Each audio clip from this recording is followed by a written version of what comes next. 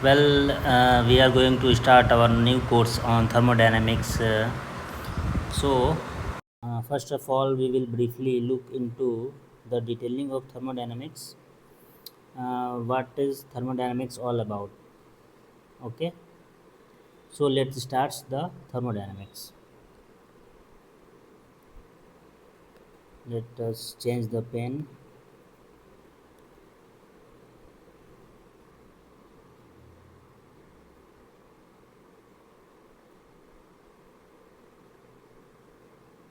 Yeah, okay.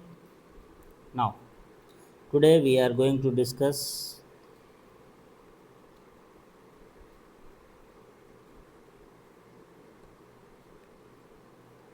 about thermodynamics. Okay,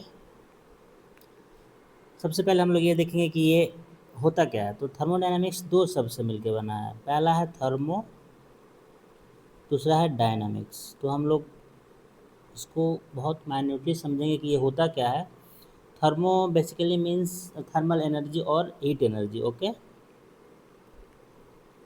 and dynamics means motion, that is it is the branch of physics in which we study about the movement of energy. तो movement of energy कहने का क्या मतलब हुआ कि change of energy from one form to another, okay, and relationship between heat work and temperature, okay। तो हम लोग इसमें क्या करते हैं कि इसमें हम लोग एनर्जी का movement one form to another के बारे में पढ़ते हैं और इसमें क्या इफ़ेक्ट होता है प्रॉपर्टीज़ का सिस्टम एंड सराउंडिंग पे। तो यहाँ पे प्रॉपर्टीज़ का क्या मतलब हुआ, प्रॉपर्टीज़। तो प्रॉपर्टीज़ कोई भी एक ऐसा स्पेशल कैरेक्टरिस्टिक्स होता है किसी भी फ्लूइड्स का, गैस का।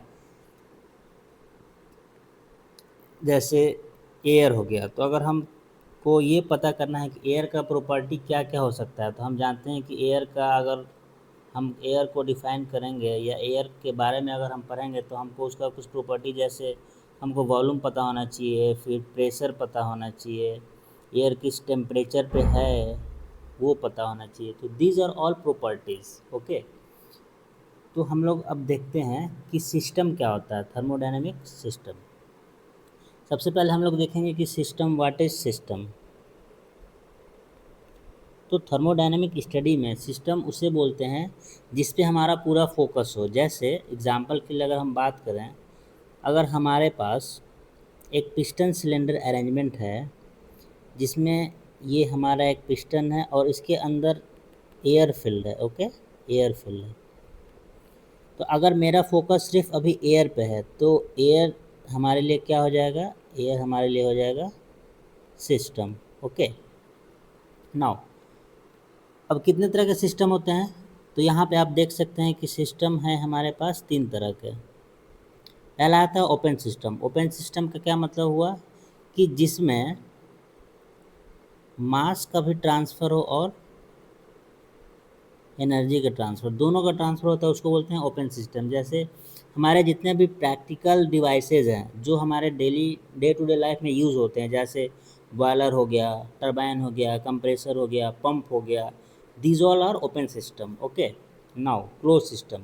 क्लोज सिस्टम से कहने का क्या मतलब हुआ कि मास का ट्रांसफ़र नहीं होगा, बस एनर्जी का ट्रांसफ़र होगा। एग्जाम्पल के लिए जैसे हमारे पास पिस्टन सिलेंडर है without valve, piston cylinder without valve, piston cylinder without valve, ये कैसा एग्जाम्पल हुआ, ये हुआ हमारा क्लोज सिस्टम का, क्योंकि इसमें मास तो ट्रांसफ़र होगा नहीं, क्योंकि वाल्व ही नहीं है तो मास कैसे ट्रांसफ़र होगा। हाँ, बट एनर्जी ट्रांसफ़र हो सकता है in the form of heat and work, okay. Now the last is isolated system. Isolated system as the name suggest, isolated means होता है कि ना ही एनर्जी का ट्रांसफ़र होना, ना ही एनर्जी ट्रांसफ़र होगा, ना ही मास ट्रांसफ़र होगा। तो इसका सबसे बेस्ट एग्जांपल जो है हमारे पास वो है थर्मल फ्लास्क। हम लोग जनरली थर्मल फ्लास्क यूज़ करते हैं विंटर के टाइम में। हम देख पाते हैं कि जिस भी टेम्परेचर पे हम अपना कुछ भी रखते हैं वो काफ़ी लंबे समय तक मेंटेन भी रह पाता है। इसका क्या मतलब हुआ कि उसमें ना ही सिस्टम से सराउंडिंग में कोई हीट जा रहा है, ना ही सराउंडिंग से सिस्टम में कोई हीट आ रहा है, और मास भी क्या होता है, कांस्टेंट रहता है। ओके। दूसरा जो है आइसोलेटेड में, उसका एग्जांपल हम कह सकते हैं यूनिवर्स। अपना जो यूनिवर्स है वो भी क्या होता है, वो भी किस में आता है, वो भी आता है आइसोलेटेड सिस्टम में, क्योंकि यूनिवर्स के बाहर तो कुछ है नहीं, जो भी है यूनिवर्स के अंदर है। तो यूनिवर्स के बाहर ना ही मास जाएगा ना ही एनर्जी जाएगा। तो ये हो गया all about thermodynamic system.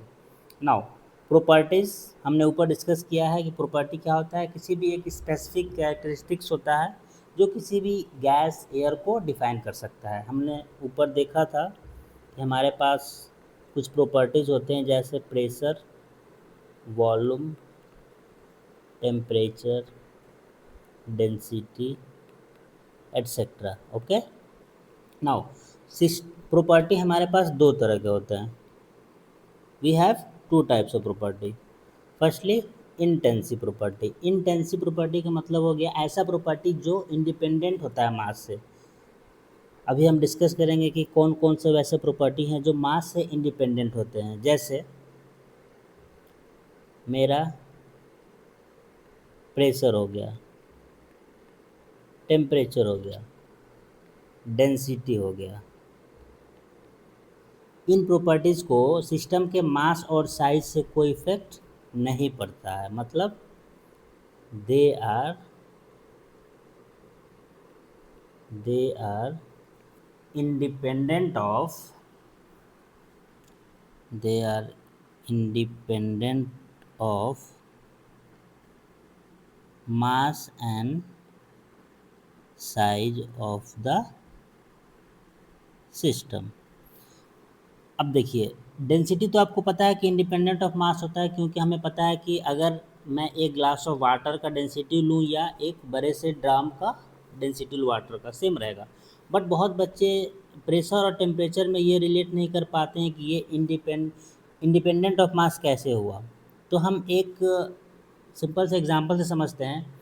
Suppose कि हमारा जो बड़ा सा क्लासरूम है उसमें जो टेम्परेचर है, रूम टेम्परेचर मान लेते हैं कि 30 डिग्री है और प्रेशर है 1 atm है। अगर मैंने उस क्लास को दो हाफ में डिवाइड कर दिया तो इसका मतलब तो ये नहीं हुआ कि प्रेशर हाफ हो जाएगा या टेम्परेचर हाफ हो जाएगा। पहले हाफ में जो प्रेशर टेम्परेचर होगा वो भी क्या होगा, दूसरे हाफ में भी वो सेम रहेगा। इसलिए यहाँ से हम ये कंक्लूड कर सकते हैं कि प्रेशर एंड टेम्परेचर क्या होता है, इंडिपेंडेंट ऑफ मास और साइज ऑफ द सिस्टम होता है। ओके। Now extensive property. अब हम देख पा रहे हैं कि एक्सटेंसिव प्रॉपर्टी जो होता है वो किस पे होता है, मास पे डिपेंड करता है। एक्सटेंसिव ऐसे आप याद रख सकते हैं, एक्सटेंसिव। ओके। तो ऐसा कौन कौन सा प्रॉपर्टी है जो मास पे डिपेंड करता है, तो वो मास हो गया, वॉल्यूम हो गया और total energy. These are the extensive property. Now point versus path function. Point versus path function को पढ़ने से पहले हम लोग कुछ चीज़ों को समझेंगे, बिना उसके हम लोग आगे नहीं बढ़ सकते हैं। वो कुछ चीज़ें क्या हैं, तो उसके लिए हमको सबसे पहले जानना पड़ेगा कि स्टेट क्या होता है। तो स्टेट को हम लोग ऐसे डिफाइन कर सकते हैं कि किसी भी फ्लूइड का कंडीशन, स्टेट क्या होता है, condition of system defined by it's property, defined by it's property. कहने का क्या मतलब हुआ कि अगर हम ये कह रहे हैं कि हमारे पास इतना एयर है, तो सबसे पहले ये बात है कि एयर का प्रेशर कितना है, टेम्परेचर कितना है। तो अगर हमारे पास पॉइंट 1 पे कोई प्रेशर है तो उसको मैंने बोल दिया P1 पे है, कोई टेम्परेचर है तो वो हो गया T1 पे है, कुछ वॉल्यूम है उसका तो हो गया V1 पे। तो स्टेट मेरा 1 क्या हो गया, स्टेट हो गया। दूसरा आता है प्रोसेस, प्रोसेस या पाथ। तो चेंज ऑफ स्टेट को हम लोग प्रोसेस बोलते हैं। क्या बोलते हैं, change of state is process. जैसे अगर इनिशियल कंडीशन मेरा सिस्टम का P1 T1 V1 है, हमने उस पर कुछ प्रेशर लगाया या कोई प्रोसेस किया। प्रोसेस करने का मतलब क्या हुआ कि हमने उसके स्टेट को चेंज किया। तो अगर हमने जब प्रोसेस किया, सपोज दैट कि हमारे पास ये कोई भी वाई एक्स का कर्व है, स्टेट यहाँ पे मेरा 1 है, प्रेशर P1 V1, हमने कोई भी प्रोसेस किया और इसका स्टेट चेंज कर दिया P2 V2, तो ये जो चेंज ऑफ स्टेट हुआ इसी को बोलते हैं प्रोसेस। नाउ नेक्स्ट जो है हमारे पास वो होता है साइकिल। ओके, तो cycle is the summation of more than 2 process या मिनिमम 2 प्रोसेस। किसी भी साइकिल को फॉर्म होने के लिए, अगर हमको साइकिल फॉर्म करना है तो हमारे पास कम से कम कितना प्रोसेस होना चाहिए? 2 प्रोसेस होना चाहिए। ओके, सपोज यहाँ पे मेरा पॉइंट 1 है, एक प्रोसेस ये हुआ, ये 1 से 2 गया, फिर दूसरा वापस 2 से 1 आया, तो ये एक साइकिल का फॉर्मेशन हो गया। तो हम कह सकते हैं कि minimum 2 process are required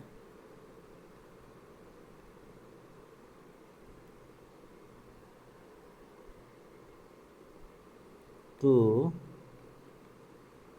form a cycle. Okay, now अब हम यहाँ पे अब हम समझ पाएंगे कि पॉइंट फंक्शन क्या होता है और पाथ फंक्शन क्या होता है। ऐसा फंक्शन जो सिर्फ पॉइंट पे डिफाइंड हो, मतलब जो भी प्रेशर हो गया, वॉल्यूम हो गया, टेम्परेचर हो गया, जितना भी प्रॉपर्टीज़ है जिसको हम इक्विलिब्रियम स्टेट पे ही सिर्फ डिफाइन कर पाएंगे, उसको हम बोलते हैं पॉइंट फंक्शन। तो pressure, volume, temperature, internal energy आगे हम लोग देखेंगे, these all are point function. इनको पाथ से कोई मतलब नहीं है। ये क्या होते हैं? They are exact differential. Exact differential कहने का क्या मतलब हुआ, तो हम एक ग्राफ से समझेंगे। सपोज कि मेरे पास यहाँ पे स्टेट 1 पे प्रेशर P1 है और कोई एक प्रोसेस हुआ, स्टेट 2 पे प्रेशर हो गया P2। तो एग्जैक्ट डिफरेंशियल का मतलब ये हो गया कि हम इसको डायरेक्टली चेंज इन प्रेशर लिख सकते हैं P2 माइनस P1, ये हमारे लिए सही होगा। ओके, नाउ अगला आता है पाथ फंक्शन। तो पाथ फंक्शन का मतलब ये हो गया कि ऐसा फंक्शन जो जिसका वैल्यू अलग अलग पाथ पे डिपेंड करे। एग्जाम्पल के तौर पे हम आगे डिटेल में पढ़ेंगे, फ़िलहाल अभी देख लेते हैं। अगर हम प्रेशर वॉल्यूम पे कोई भी कर्व का एरिया निकालते हैं, मान लीजिए कि ये 1 से 2 एक प्रोसेस हुआ और एक प्रोसेस हो गया 2 से 1, 1 से 2 पाथ ए से गया, 2 से 1 पाथ बी से गया। तो हम यहाँ पे देख सकते हैं कि जो एरिया है, जो area of 1AB is greater than area of 1B2, क्योंकि अलग अलग पाथ है। और हमको पता है कि area under the pressure volume curve क्या देता है हमको? वर्क देता है। तो वर्क ट्रांसफ़र एक ऐसा फंक्शन है जो पाथ डिपेंडेंट होता है, मतलब अलग अलग पाथ पे डिपेंड करता है। Similarly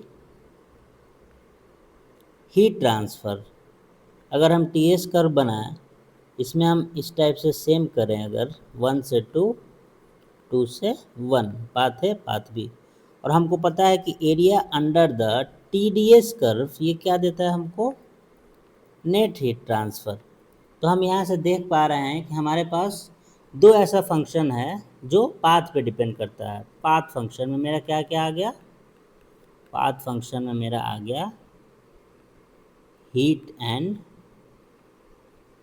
work transfer. Okay, now अब हम ये एक इम्पॉर्टेंट टॉपिक है जो मैं क्लास में भी डिस्कस कर चुका हूँ। जिनको अभी क्लियर नहीं हुआ है तो एक बार मैं और समझा देता हूँ। Quasi static process, okay. Quasi static मैं क्लास में भी समझाया था आपको, मैं यहाँ पे समझा देता हूँ, ओके। यहाँ पे हम लोग देखते हैं क्वासी स्टैटिक।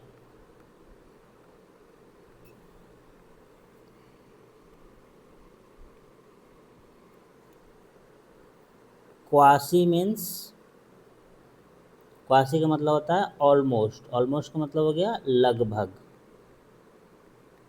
लगभग। और स्टैटिक का मतलब क्या हो गया, रेस्ट पे। मैंने आपको एक एग्जांपल से भी समझाया था कि सपोज दैट कि मेरे पास ये एक अरेंजमेंट है जिसमें ये एक पिस्टन है, ओके। और इस पे हमारे पास 10 केजी का लोड है, और ऊपर हमारे पास यहाँ स्टॉपर लगा हुआ है, ओके। तो अगर मैं लोड को हटाऊंगा तो क्या होगा कि पिस्टन बहुत तेज़ी से स्टॉपर से जाके टकराएगा, है ना। बहुत तेज़ी से जाके टकराएगा, मतलब प्रोसेस क्या होगा, बहुत फास्ट होगा। यही अगर दूसरा केस बने कि मैं इस 10 केजी को 10 पार्ट्स में डिवाइड कर दूं, और तो हर एक पार्ट का वेट कितना होगा, 1 केजी होगा, और अब मैं उसको धीरे धीरे हटाता हूँ। तो मैं अगर धीरे धीरे हटाऊँगा और मैं उसको ग्राफ पे प्लॉट करूँगा, सपोज दैट मैंने इस वज़न को, जो मेरे पास वेट है, उसको मैंने धीरे धीरे हटाया। तो धीरे धीरे हटाया तो मैं ये देख पाऊँगा कि हर एक हटाने के बाद मेरे पास अलग अलग स्टेट आएगा। सपोज दैट पहला हटाएँ तो स्टेट 1 आया, दूसरा हटाएँ तो स्टेट 2 आया। तो उस हिसाब से जब हम इन सब लाइंस को मिला देंगे,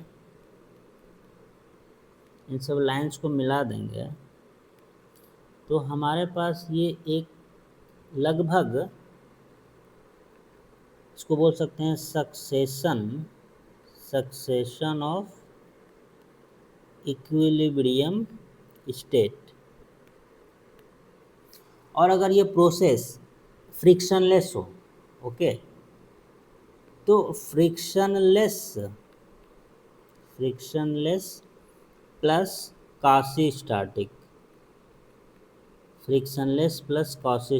इसको हम लोग मानते हैं कि ये कैसा प्रोसेस है, रिवर्सिबल प्रोसेस। तो काशी स्टैटिक का क्या मतलब हो गया कि ऐसा प्रोसेस जो बहुत स्लोली किया जाए, ताकि वो क्या हो, हर एक पॉइंट पे वो क्या इक्विलिब्रियम में हो। तो उस प्रोसेस को हम बोलते हैं क्वासी स्टैटिक प्रोसेस। अगर वही क्वासी स्टैटिक प्रोसेस अगर फ्रिक्शनलेस है तो उसको हम लोग एज्यूम करते हैं कि वो रिवर्सिबल प्रोसेस के बराबर है। नाउ ये आपको अभी नहीं पढ़ना है, मोड ऑफ हीट ट्रांसफ़र, ये हम लोग नेक्स्ट जो भी हायर सेमेस्टर में देखेंगे। अब हम थोड़ा देख लेते हैं गैस लॉ के बारे में, थोड़ा सा हमको इसके बारे में भी जानना पड़ेगा, गैस लॉ क्या होता है। आइडियल गैस लॉ, तो आइडियल गैस एक्चुअल में कुछ होता नहीं है। Ideal gas is a behaviour that is shown by the real gas. Real gas shows the ideal behavior at low pressure at low pressure and high temperature. कहने का क्या मतलब हुआ, रियल गैस और आइडियल गैस में क्या difference है। Ideal gas का हम ये मानते हैं कि they have negligible intermolecular forces of attraction. कहने का ये मतलब हुआ कि आइडियल गैस के मॉलिक्यूल्स के बीच में जो इंटरमोलिकुलर फोर्सेज ऑफ अट्रैक्शन होता है वो काफ़ी कम होता है।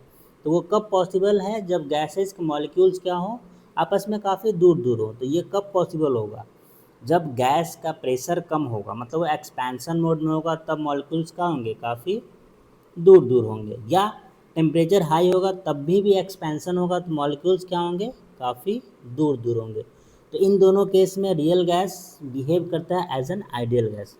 तो आइडियल गैस के लिए हमारे पास बेसिकली 2 इक्वेशन होता है। ओके, तो ऐसा गैस जो आइडियल बिहेवियर को फॉलो करता है उसको बोलते हैं आइडियल गैस, और वो आइडियल गैस इक्वेशन को भी फॉलो करेगा। तो आइडियल गैस इक्वेशन मेरे पास, आइडियल गैस इक्वेशन हम 2 फॉर्म में लिखते हैं। फर्स्ट फॉर्म जो मेरा है वो है PV बराबर nRT, जो हम यहाँ पे देख सकते हैं ऊपर में लिखा हुआ है। तो यहाँ पे n जो है वो क्या है, नंबर ऑफ मोल्स। ओके, और R यहाँ पे है, यहाँ पे जो भी R है ये है यूनिवर्सल गैस कांस्टेंट। नाउ एक और इक्वेशन है जो आइडियल गैस का, उसको हम लिखते हैं मास के फॉर्म में, वो लिखते हैं MRCT।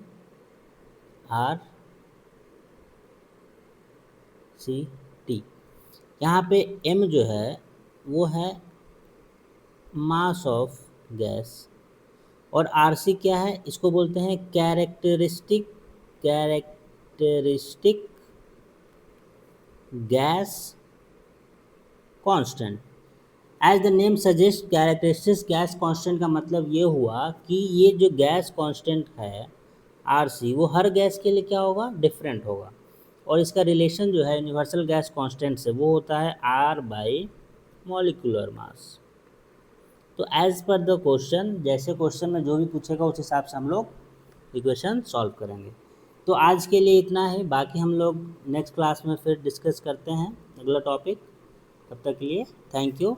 आप लोग 1-2 बार इस वीडियो को देखिए और जो भी डाउट है कमेंट में लिखिए।